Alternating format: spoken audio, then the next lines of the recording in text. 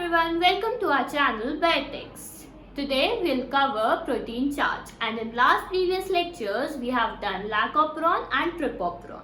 Continue करने से पहले please अगर आपको कोई भी doubt हो या query हो तो please comment down below. Now what do you mean by protein? Protein क्या होता है? हम सबको पता है protein होता है एक अमाइनो एसिड की सीक्वेंस.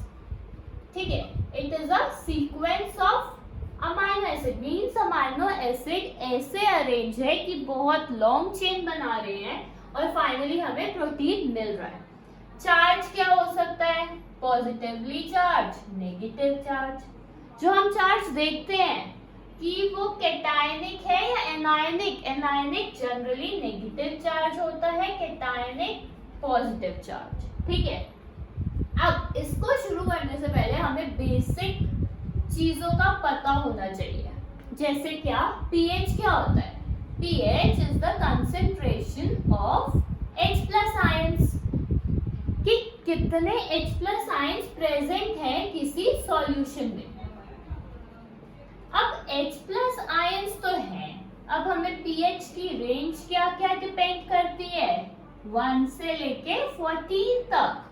जितना कम पीएच उतना ज्यादा एसिडिक, जितना ज्यादा पीएच उतना ज्यादा basic. And in the mid there lies 7 which is neutral water. We generally consider water has a neutral pH, that is 7. Okay. Now इसके बाद मेन चीज आती है PI. PI एक ऐसा pH है at which a protein has zero charge. PI ऐसा pH है जिसपे प्रोटीन पे जीरो चार्ज होता है. अब जीरो चार्ज है, ठीक है, हमें PI भी पता चल गई. इसको बोलते हैं iso electric point. Iso electric point. अब नेक्स्ट आता है pKa. pK मतलब डिग्री ऑफ एसिडिटी और बेसिसिटी. ये जनरली किसके लिए होता है?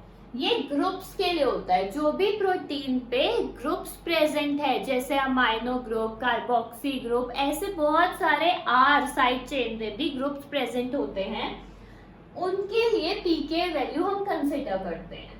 और वो बताता है कि कितना वो ग्रुप कितना एसिड है या कितना बेस है. तो ये किसके लिए होता है? आयनाइजेबल ग्रुप्स जो आयन फॉर्म करते हैं उनके लिए कंसिडर की जाती है pKa वैल्यूज.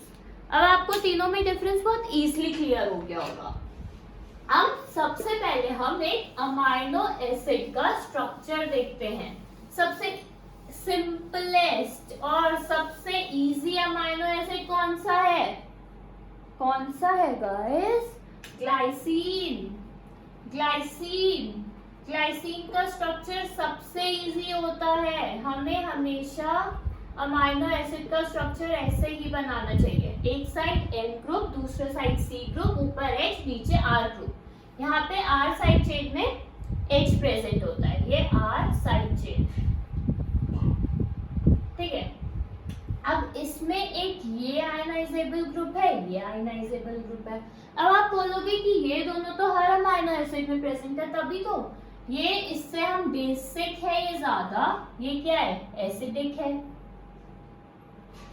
एसिडिक है तो अप्रोक्सीमेटली pKa कितना होगा? 2 अप्रोक्स.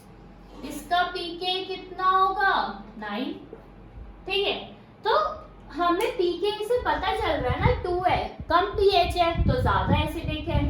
pKa 9 है तो फिर ज्यादा बेसिक है. इससे आपको ये तो चीज हो गई है कि क्या होता है क्या नहीं होता, कैसे पता चलेगा, कुछ भी. ठीक है, अब हम एक एग्जाम्पल से कंसिडर करते हैं. या तो सबसे पहले मैं आपको ये चीजें बताती हूँ. कि कौन कौन से अमाइनो एसिड्स में आयनाइजेबल ग्रुप होते हैं। Tyrosine, cysteine, aspartic acid, glutamic acid, histidine, glycine and arginine. ये सारे ऐसे अमाइनो एसिड हैं जिन पे आप देखोगे कि आयनाइजेबल ग्रुप्स प्रेजेंट है। इसका ऑलमोस्ट होता है 10, इसका ऑलमोस्ट 3। एस्पार्टिक एसिड इसका ऑलमोस्ट न्यूट्रल कंसिडर करते हैं। 7 लाइसिन का क्या हो गया 10, आर्जिनिन 12। सबसे ज्यादा बेसिक, उससे कम, ऑलमोस्ट न्यूट्रल, एसिडिक। अब आप सोचोगे ये दोनों मैंने क्यों कंसीडर किया, ये तो आप लोग समझ पा रहे हो COOH ग्रुप है, NH2 ग्रुप है, इसलिए मैंने ले लिए क्योंकि आयनाइजेबल है। अब टायरोसिन का स्ट्रक्चर देखते हैं हम, ठीक है। CCOH, NH2, here H, here CH2, OH। Hydroxyl group क्या प्रेजेंट है, हाइड्रोक्सिल ग्रुप है। अब हाइड्रोक्सिल ग्रुप में आयनाइजेबल है ना, ग्रुप प्रेजेंट है, तभी तो हमने इसे कंसीडर किया है। अब नेक्स्ट पॉइंट आता है, हमने सीरीन और थ्रियोनिन को क्यों नहीं कंसीडर किया।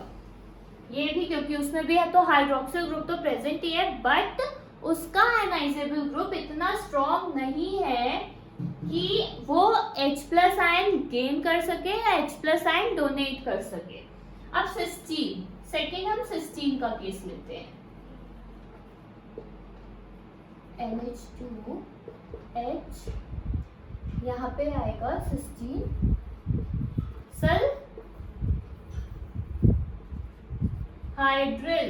सल्फोहाइड्रिल ग्रुप प्रेजेंट है। अब यहाँ पे भी हमारे पास है जो गेन कर सकता है, जो डोनेट कर सकता है। तो ये सब ग्रुप्स के बेसिस पे हमने ये 7 अमाइनो एसिड कंसिडर कर रखे हैं। किस चीज के लिए, कि प्रोटीन पे चार्ज किस वजह से हमें पता चलता है, सिर्फ इन 7 अमाइनो एसिड्स के। बट एक प्रोटीन जब हम लिखते हैं, कोई भी प्रोटीन मैंने लिखा किससे, अमाइनो एसिड से बना होता है, ठीक है। एक एन टर्मिनल होता है, यहाँ पे मैंने ले लिया ग्लाइसिन, एलेनिन, हिस्टिडाइन, ठीक है। यहाँ पे मैंने ले लिया लाइसिन, ठीक है। और यहाँ पे aspartic acid, here COOH। N to C terminal तो प्रेजेंट होता ही है किसी प्रोटीन में, तो ये हमने कंसिडर कर लिया।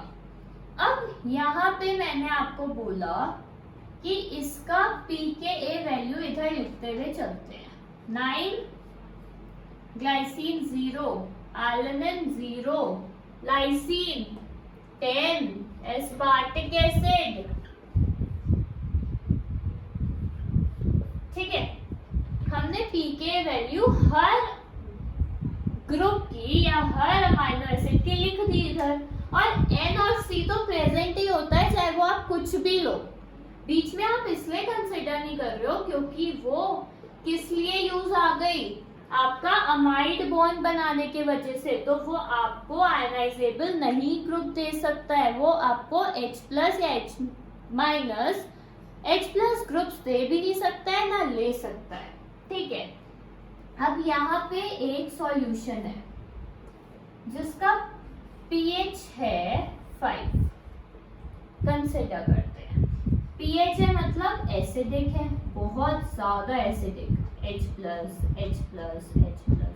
बहुत ज्यादा H+ प्रेजेंट है यहाँ पे, ठीक है। अब हम सोचते हैं कि हमेशा कोई भी आयन या molecule high to low move करता है ना, यहाँ पे इसकी कंसंट्रेशन हाई है, बहुत ज्यादा एसिडिक है। अब जो बेसिक होगा वहां पे H+ की कंसंट्रेशन कम होगी, तो ये H+ आयन डोनेट कर देगा। अब यहाँ पे हम कंसिडर करते हुए चलते हैं, ठीक है। चार्ज, अब चार्ज हम कैसे कंसिडर करते हैं वो हम देखते हैं। अब यहाँ पे pH 5 है, बहुत ज्यादा एसिडिक। ये कम है, बेसिक है, तो ये बोलेगा कि आप मुझसे H+ ले लो, H+ डोनेट कर देगा। ये वाला ग्रुप H+ ले लेगा, मतलब प्रोटोनेटेड हो जाएगा। प्रोटोनेटेड हो गया, ठीक है। यहाँ 0, यहाँ 0, 0 0 भी लिख देते हैं, कोई नहीं। अब यहाँ ये भी बेसिक है, ये एसिडिक है, तो ये भी क्या बोलेगा कि आप भी मुझसे H+ ले लो और प्रोटोनेट हो जाओ, अपने ऊपर H+ आयन चढ़ा दो। अब नेक्स्ट एस्पार्टिक एसिड, ये ज्यादा एसिडिक है, ये कम एसिडिक है, तो ये बोलेगा आप मुझसे H+ ले लो, डी प्रोटोनेट। डोनेट कर दिया किसने? एस्पार्टिक एसिड ने, डोनेट। अब यहाँ पे भी सेम ही कंडीशन है, तो ये भी डोनेट कर देगा। अब यहाँ से आप क्या समझ रहे हो कि 2 पॉजिटिव चार्ज हैं, 2 ही नेगेटिव चार्ज हैं, तो फाइनली 0 चार्ज होगा इस प्रोटीन पे। आपको दिख रहा होगा बहुत इजीली, 1 2 2 1 2 2, तो फाइनली ये चार्ज इस प्रोटीन पे क्या हुआ? 0। ठीक है, अब 0 चार्ज हमें पता चल गया। तो यही एक तरीका है कि जिससे हम एक प्रोटीन पे चार्ज पता लगाते हैं।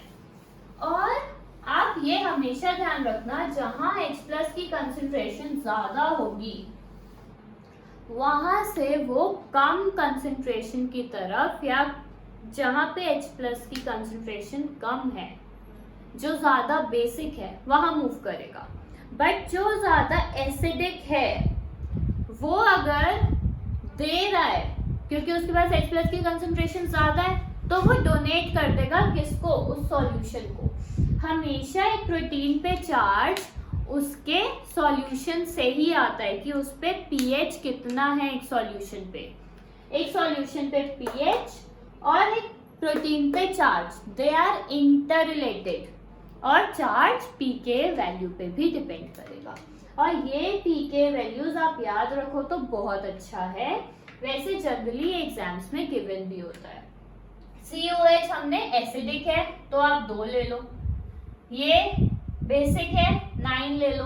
ऑलमोस्ट अगर आप रटो भी मत उनके एसिड और basic, aspartic acid, glutamic acid, acid basic, तो आप उनसे भी ध्यान रख सकते हो कि ऑलमोस्ट pH रेंज क्या होगी उसकी, क्योंकि वो भी हमने स्टार्टिंग में देखा था कि pH क्या होता है, कंसंट्रेशन ऑफ H+ आयन। जितना ज्यादा कंसंट्रेशन होगा H+ का, उतना ज्यादा वो एसिडिक होगा। मीन्स हम क्या लिखते हैं? Concentration of H+ ion directly proportional to acidity. ठीक है, and inversely proportional to basicity. ठीक है, समझ पा रहे हो ना? यही चीज बहुत इंपॉर्टेंट है और बहुत इजीली क्वेश्चन सॉल्व भी हो जाएंगे। एंड हम अपने मोस्टली क्वेश्चंस डाउट सेशंस में लेंगे, और अगर आपको कोई भी क्वेश्चन पूछना हो तो आप कमेंट कर सकते हो, और वो हम आपके भी क्वेश्चंस अपने संडे वाले सेशन या डाउट सेशंस में कंप्लीट करेंगे या क्लियर करेंगे। Audio Jungle.